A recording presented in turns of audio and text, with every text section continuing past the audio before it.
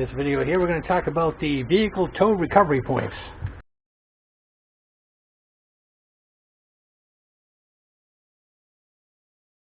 These are pretty thick, they're solid steel, and they're powder coated. And it comes with these captive nuts that you reach up inside the frame with these wires to hold it into place to go ahead and use the bolts. And the bolts I really like too, because unlike the pictures, they show them they're black, which is going to be nice. I've already held this up underneath, and it looks a bit cartoonish for me. I know they did it for high visibility, which is fine, and to get something in two different colors it would cost extra money. So I'm probably going to just tape this off here, rough all this up on each one of these here on both sides, and spray them with my favorite, truck bed coating. This stuff dries with a little bit of a texture, and at the same time it's pretty tough stuff. Okay, the original FJ40 or YJ40 basically had one long thin silver bumper, and this one, when you bought it, this front valance went too far down. I just didn't like the look of it, so that truck bed coating I actually used right here. Kind of taped it off, then roughed it up with sandpaper and then a Scotch-Brite, sprayed that truck bed coating on, and this has been here for a few years now, and it's in mint condition, allows rocks to bump off it, and at the same time it makes my front bumper altogether look thinner. So that's the same coating I'm going to use for those vehicle recovery points. Well, the good news is I just checked the 3 holes on where this thing is going to go, and with this bolt here, actually they're all the same, but this bolt here in the lower portion, it's actually a threaded hole. The only thing I found is it only went in about 2 threads, so when I go to put this on, I'll probably use a tap and go ahead and tap out the hole just to clean it up, add a little bit of lubrication on the threads, and then of course it comes with nice big heavy duty washers and lock washers, which will be nice. And at least I figured out where they go, which is going to be cool.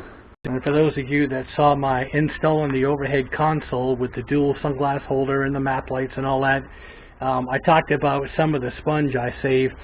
This came basically with all this packing sponge. It's pretty high density. It's black too, which is kind of cool. And you can see it's actually layered, glued together.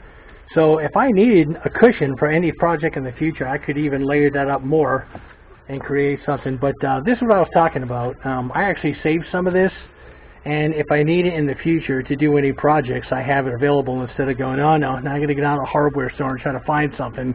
And as you saw in my overhead console, the 2 chunks I had came in really handy to go ahead and reshape the interior of the roof to fit that console nice and snug. So I'll go ahead and pack these up into my overflow box so I have some spare parts. First thing I do is take some decent alcohol at 91%. Any place I'm going to put tape so it'll stick really well, make a nice tight seal so the truck bed coating doesn't make its way in there, and it gives me a nice clean line. So I put this tape on here, then I add this on the inside here, and that way they'll be matched. And of course you take this off, I actually reused it over here, and it gives you this nice line, and basically this will stay blue and all the rest of this will have the truck bed coating on it. It actually comes out really nice. I really like that stuff. But I think while I'm painting, I'm just going to have some plastic gloves on so I can turn this. I don't care if any of this stuff gets inside the holes. I'm just concerned about the edges, the surface on both sides, what it basically looks like. Again, I don't want it to look cartoonish or, oh my god, look at those giant blue things.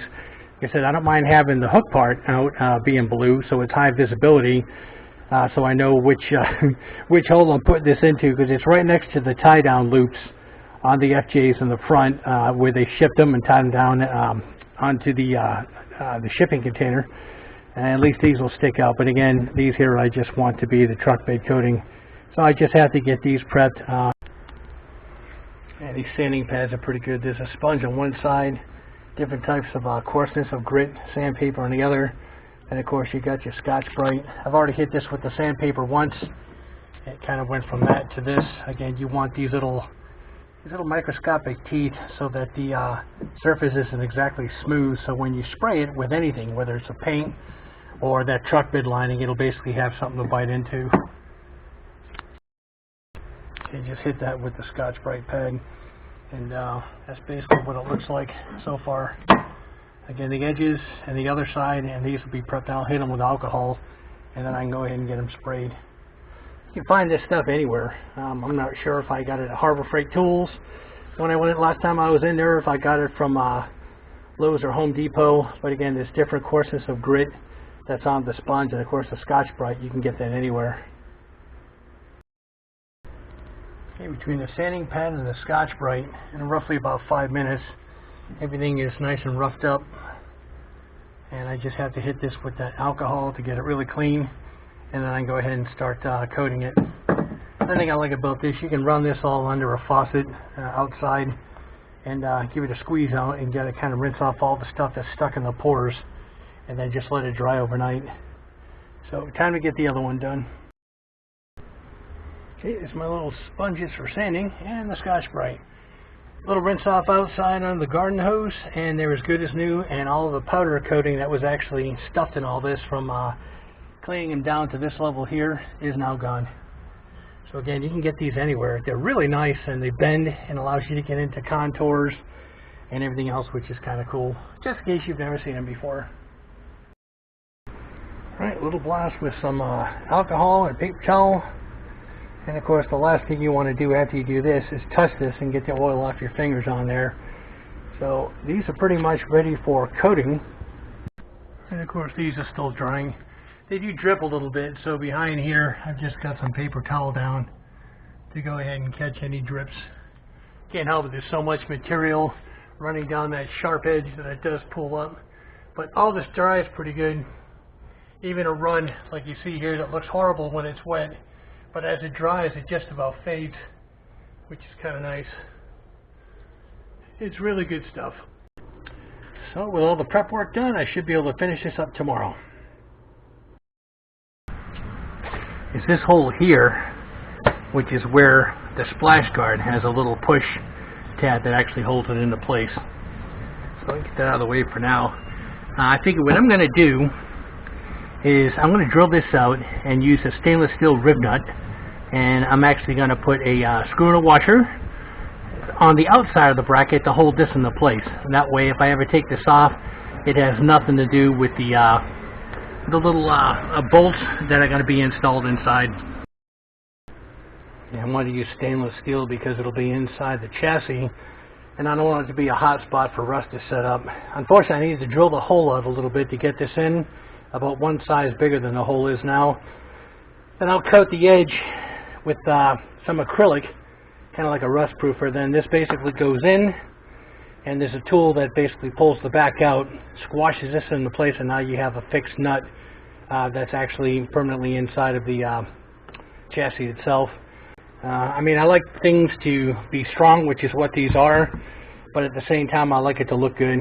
If it looks like something cheesy or cartoonish, I can't put it in. So let me go ahead and get that drilled out and get the rib nut in there, and we'll take it from there.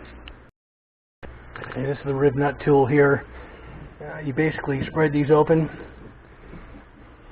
and then you just kind of take these here, screw them down. And when you pull the handles together, it squashes this ribbed portion here flat, sandwiching the metal in between, therefore giving you a captive nut. And like I said, I'm using stainless on this. I did have some smaller ones, but it wasn't going to work out just due to the size of the different types of fittings I have here. I didn't have one that small. So I did happen to have some old automotive. Actually, I took them off my FJ somewhere, and that's perfect. So that's what I'll basically use, and I'll attach through here, and then I'll basically be, I mean, it's a lot of work just to go ahead and secure that splash guard that's under there, but at least I can take this off without having to worry about the main bolts that are actually going to hold these things in place. So all I need to do now is drill that hole out to facilitate this, then use the rib nut tool to go ahead and install the captive nut. Alright, this is the bolt holding the bottom part in. Here's the rib nut installed. And then these will basically line up about here. And I have to enter through this hole here for one of those nuts on the wire to get this one started. And then I'll jockey this into position so it's up into here. And then of course this will go over the top. So this will end up coming out pretty nice. So under here, feel this on kind of a pivot that allows you to get everything on loose and then line it up, which would be for that top hole for the rain flap. That's the splash guard, and then that'll be the blue part there. And I can pull the splash guard down.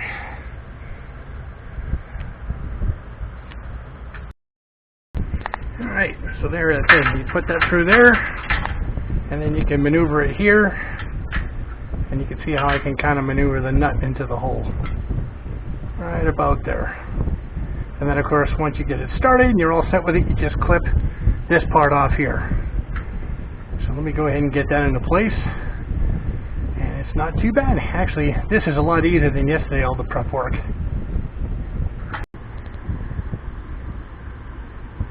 Okay, so get that one started in the nut.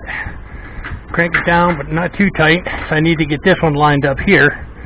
And then I can go ahead and snug it, get that installed, and then actually tighten them down. And that'll be it for this one. And there's the hook down there sticking out. So this will end up being pretty nice. I don't know, I guess if I designed this, I'd have the top of this connect with here, which is threaded, be able to hit this one, and then the bottom one. But I guess they felt that this was strong enough. It's good for a little over 7,000 pounds, each one of these hooks, according to the manufacturer.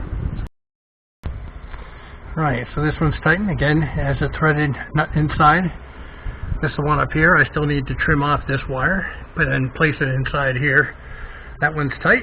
And then up here, unfortunately the bolts I had were a little short, so I had to take the two washers off. But it threads just enough and it'll hold this in place, and it actually finishes dressing it up. I'll get another shot from up top. I like to use these. They're like mini bolt cutters, but they work really well when you have something that's kind of hard and stiff, and you don't have to work that hard to snap it off. Again, there's the splash guard, and there's the hook. As nice as that is, I still need to do the other side. So let's go ahead and get that done, that I can get this on YouTube. There they are. There's one, and there's two. The inside.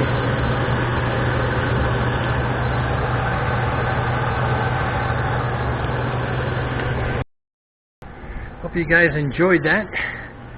Anyway, they're kind of neat to have on the FJ, so if you're ever thinking about doing it and you want to go with those particular ones, that's kind of one of the ways you can approach it.